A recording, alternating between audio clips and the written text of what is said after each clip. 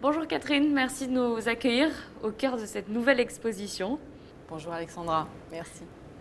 Alors, cette exposition justement qui se concentre particulièrement sur une période de la vie de Francis Bacon. C'est un des regards, une approche qu'a souhaité Martin Harrison, en effet, de présenter Bacon lors de sa période monégasque, puisque nous savons que Francis Bacon a séjourné en principauté de Monaco de la fin des années 40, 46 à 50, et que Monaco était en quelque sorte un laboratoire dans la vie et l'œuvre de Francis Bacon, puisque c'est vraiment ici qu'il va débuter l'approche de la figure humaine, ce qui sera une de ses écritures, un de ses fondamentaux. Et la série des papes hurlants va vraiment exister, naître lorsqu'il se trouve ici en principauté de Monaco. Et alors justement, comment est née l'idée de créer cette exposition cet été ?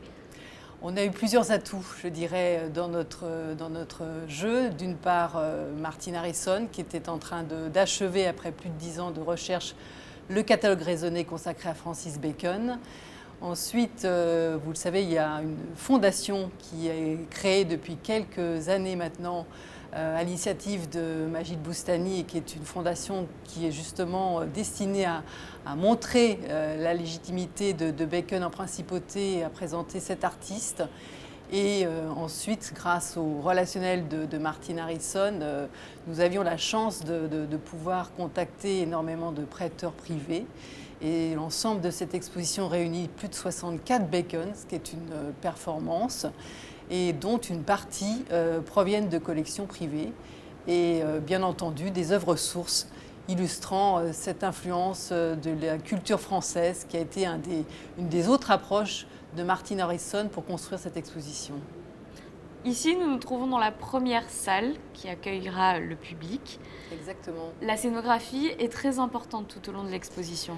Oui, c'est une scénographie que l'on a fait en interne, mais de Grimaldi Forum. C'est William Châtelain qui s'occupe ici de tout ce qui est design et études d'espace, qui a suivi vraiment de manière très rigoureuse le cahier des charges et les notes d'intention que nous soumettait Martin Harrison.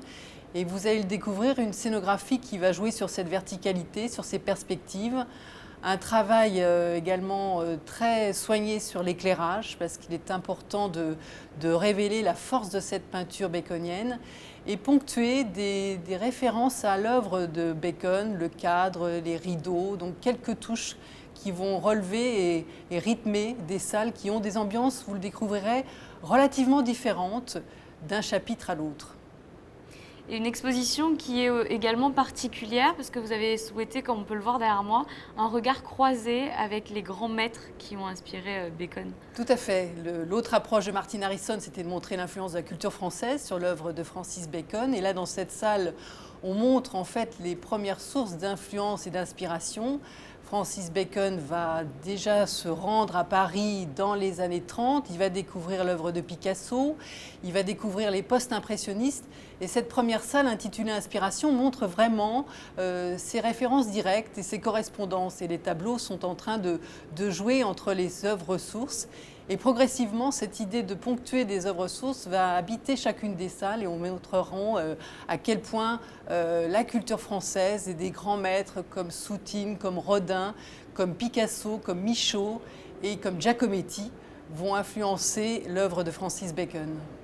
Alors vous l'avez évoqué, vous avez énormément travaillé avec le commissaire de l'exposition, il s'agit de Martin Harrison.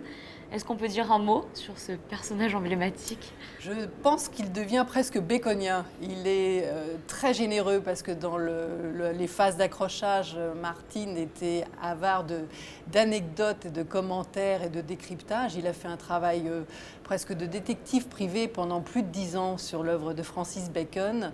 Et il était évidemment l'expert idoine pour nous montrer cette exposition et nous révéler ce qui est à chaque fois, je veux dire, un étonnement de peinture à peinture. L'œuvre de Bacon est une œuvre finalement qui parle à tout le monde parce qu'elle touche nos émotions et elle n'a pas spécialement, je dirais, cette unique violence et étrangeté que l'on peut connaître d'elle.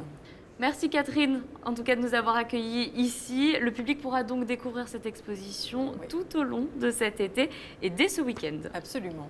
Merci à vous. Ce journal est à présent terminé. Merci de nous avoir suivis. Je vous propose de nous quitter avec la météo de ces prochains jours.